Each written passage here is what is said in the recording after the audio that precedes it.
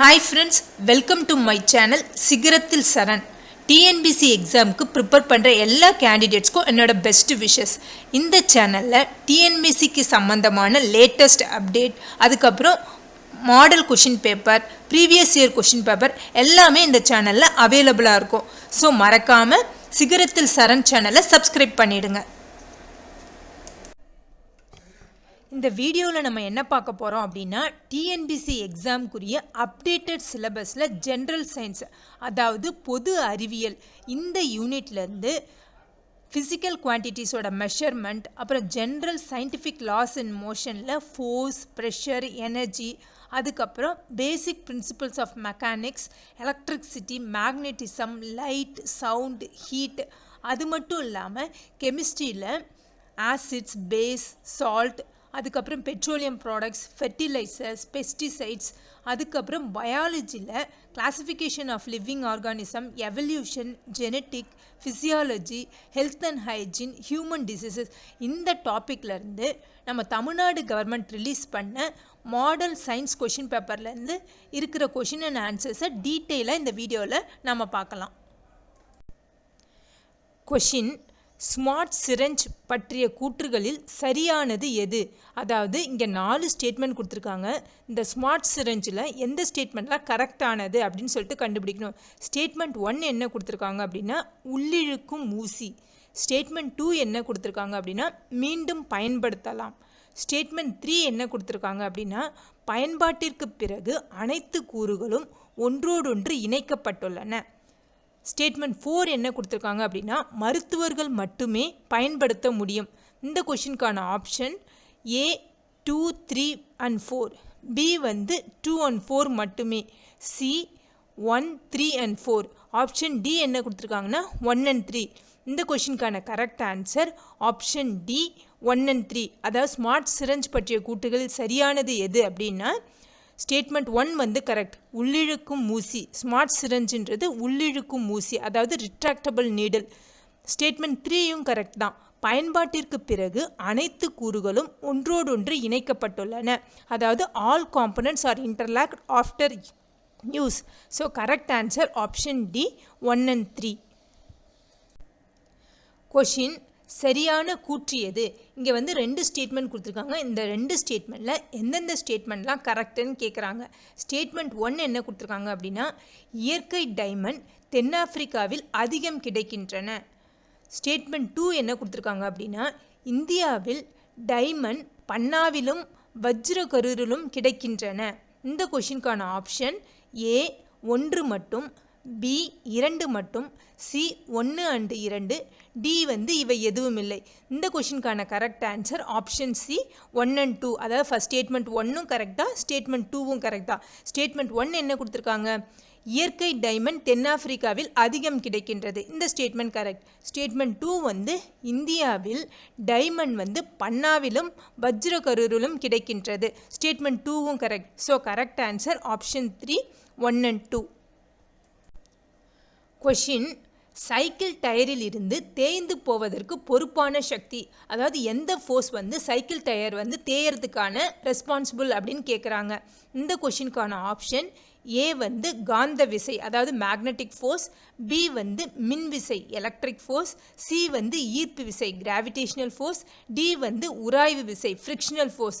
இந்த கொஷினுக்கான correct answer option D உராய்வு விசை, அதாவது ஃப்ரிக்ஷனல் ஃபோர்ஸ் தான் சைக்கிள் டயர் தேய்ந்து போவதற்கு பொறுப்பான சக்தி. கொஷின்: பின்வரும் அறிக்கைகளை கவனியுங்கள். அதாவது இங்கே 2 ஸ்டேட்மெண்ட் கொடுத்துருக்காங்க. இந்த ஸ்டேட்மெண்ட்டில் எந்த ஸ்டேட்மெண்ட்லாம் கரெக்டுன்னு நம்ம கண்டுபிடிக்கணும். ஸ்டேட்மெண்ட் 1 என்ன கொடுத்துருக்காங்க அப்படின்னா சாத்தியமான ஆற்றல் என்பது சாத்தியமான ஆற்றல் மற்றும் சேமிக்கப்பட்ட ஆற்றல் என்று அறியப்படுகிறது. அதாவது potential energy possible energy and stored எனர்ஜின்னு சொல்லுவாங்க. ஆப்ஷன் 2 என்ன கொடுத்துருக்காங்க அப்படின்னா சாத்தியமான ஆற்றல் மற்றும் இயக்க ஆற்றல் இயந்திர ஆற்றல் எனப்படும். அதாவது potential energy and kinetic energy, இது ரெண்டையும் மெக்கானிக்கல் எனர்ஜின்னு சொல்லுவாங்கன்னு சொல்கிறாங்க. இந்த கொஷினுக்கான ஆப்ஷன் A 1 மட்டும், B 2 மற்றும் உண்மை, C 1 and 2 ரெண்டுமே சரி, D 1 மற்றும் 2 ஸ்டேட்மெண்ட் ரெண்டுமே தவறு. இந்த கொஷினுக்கான கரெக்ட் ஆன்சர் ஆப்ஷன் C ஒன்றும் சரி இரண்டும் சரி. ஸ்டேட்மெண்ட் 1 என்ன கொடுத்துருக்காங்க? சாத்தியமான ஆற்றல் என்பது சாத்தியமான ஆற்றல் மற்றும் சேமிக்கப்பட்ட ஆற்றல் என்று அறியப்படுகிறது. ஸோ இந்த ஸ்டேட்மெண்ட் கரெக்ட் தான். ஸ்டேட்மெண்ட் 2 என்ன சொல்லியிருக்காங்க அப்படின்னா, சாத்தியமான ஆற்றல் மற்றும் இயக்க ஆற்றல் இயந்திர ஆற்றல் எனப்படும். ஸ்டேட்மெண்ட் 2வும் கரெக்ட் தான். So correct answer option C 1 and 2 சரி.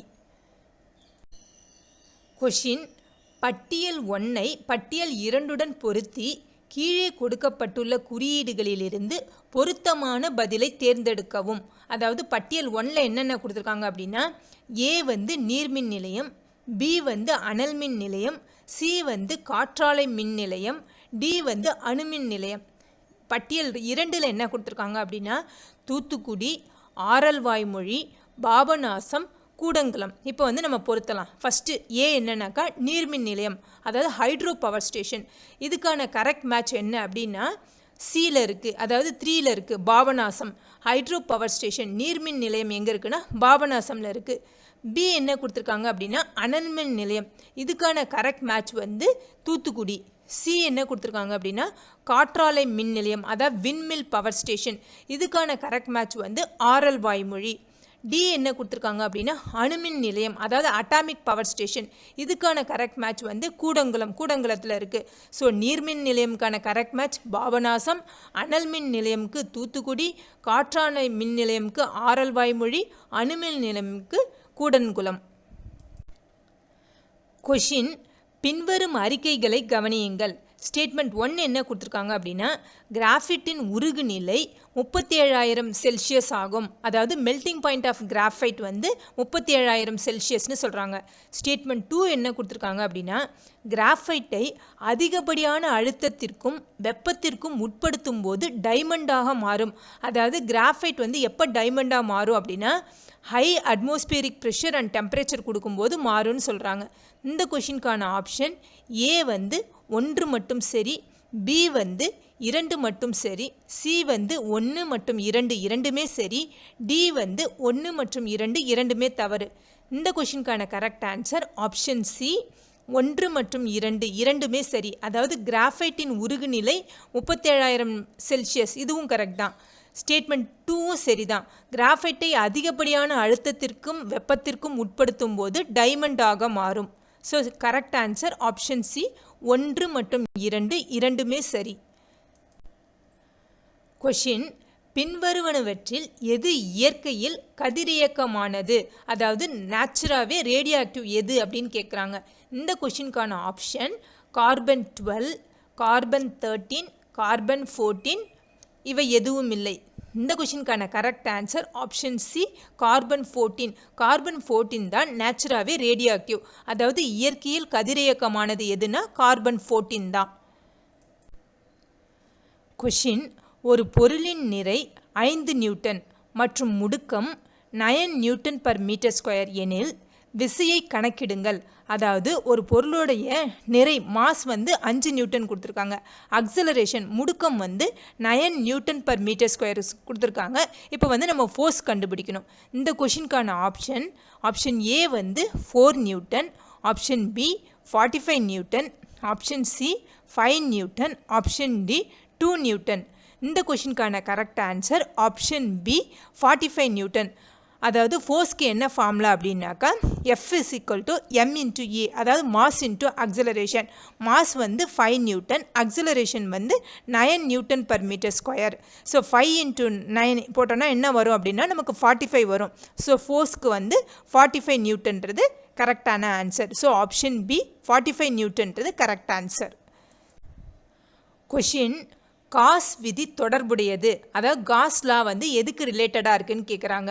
ஆப்ஷன் ஏ என்ன கொடுத்துருக்காங்கன்னா திரவத்தின் பாகுத்தன்மை, அதாவது viscosity of fluid. Option B என்ன கொடுத்துருக்காங்கன்னா சிறந்த வாயுக்கள், ஐடியல் கேஸஸ்னு சொல்கிறாங்க. சி வந்து மின்சார ஃப்ளக்ஸ், எலக்ட்ரிக் ஃப்ளக்ஸ்.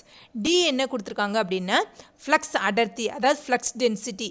இந்த கொஷினுக்கான கரெக்ட் ஆன்சர் ஆப்ஷன் பி சிறந்த வாயுக்கள், அதாவது ஐடியல் கேஸஸ். காஸ் விதி தொடர்புடையது ஐடியல் கேஸஸ், சிறந்த வாயுக்கள். கொஷின், கடத்தியின் எதிர்ப்பு அதிகரிக்கிறது, அதாவது resistance of the conductor increases with. இந்த கொஷினுக்கான ஆப்ஷன் ஏ என்ன கொடுத்துருக்காங்க அப்படின்னா கடத்தியின் நீளம் அதிகரிப்பு, அதாவது increase in length of the conductor. B என்ன கொடுத்துருக்காங்க அப்படின்னா கடத்தியின் பரப்பளவு அதிகரிப்பு, அதாவது increase in area of the conductor. C என்ன கொடுத்துருக்காங்க அப்படின்னா கடத்தியின் நீளம் குறைதல், decrease in length of the conductor. D என்ன கொடுத்துருக்காங்க அப்படின்னா கடத்துத்திறன் அதிகரிப்பு, இன்க்ரீஸ் இன் கண்டக்டிவிட்டி. இந்த கொஷினுக்கான கரெக்ட் ஆன்சர் ஆப்ஷன் ஏ கடத்தியின் நீளம் அதிகரிப்பு, அதாவது resistance of the conductor increases with increase in length of the conductor. உங்களுக்கு இந்த வீடியோ யூஸ்ஃபுல்லாக இருந்தால் லைக் பண்ணுங்கள், கமெண்ட் பண்ணுங்கள், உங்கள் ஃப்ரெண்ட்ஸோடு ஷேர் பண்ணுங்கள். மறக்காமல் பக்கத்தில் இருக்கிற பெல் ஐக்கானை கிளிக் பண்ணி ஆல் நோட்டிஃபிகேஷனை எனேபிள் பண்ணுங்கள். அப்போ தான் நான் போடுற வீடியோவோட நோட்டிஃபிகேஷன் உங்களுக்கு உடனே வரும். ஸோ ப்ளீஸ் சப்ஸ்கிரைப் சிகரத்தில் சரண் சேனல். தேங்க்ஸ் ஃபார் வாட்சிங்.